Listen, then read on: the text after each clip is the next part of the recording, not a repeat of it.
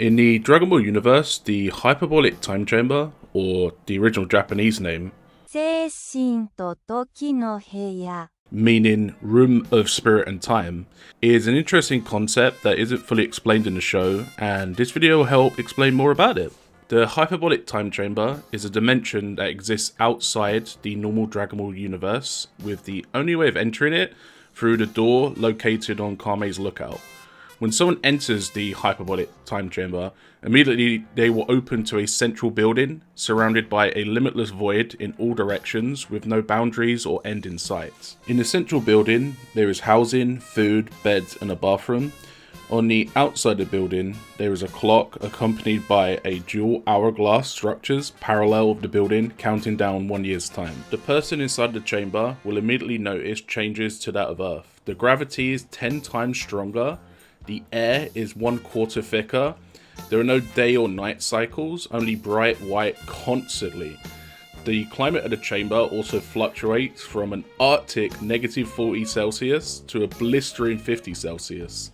The Hyperbolic Time Chamber also has a unique quality to it. Because it's a dimension different from that of Earth, time flows differently here. 1 full year inside the chamber equates to 24 hours outside on Earth.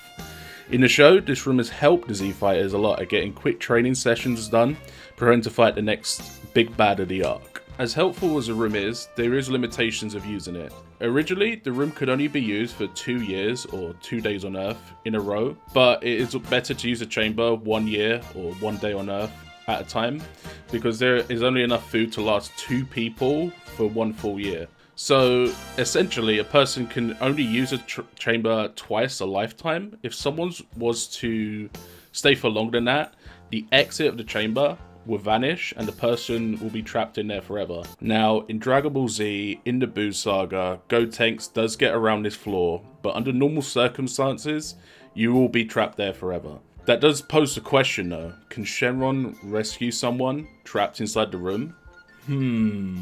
It's also important to note that someone can leave the chamber at any time within the previously mentioned constraint with no penalties whatsoever. After the events of Dragon Ball Z, then they did make some improvements to the room, such as removing the limit of how many times someone can use it, as seen by Vegeta using it at least 4 times.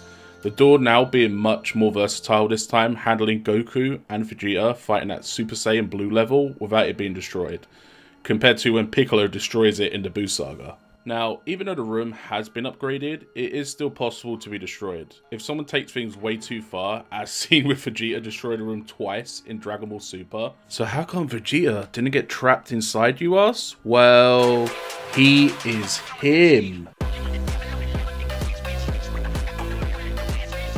It's also interesting to note that there are similar rooms to the Hyperbolic Time Chamber, such as the Galactic Patrol's entryway, which allows a person to get 3 days worth of time and 1 day outside. Frieza also has a similar training room, which allows him to get 10 whole years of training inside. Then there's also Whis' staff, which can create a pocket dimension with similar properties for people to train. If there was something I missed, comment below, and other than that, I hope you enjoyed the video. Until next time.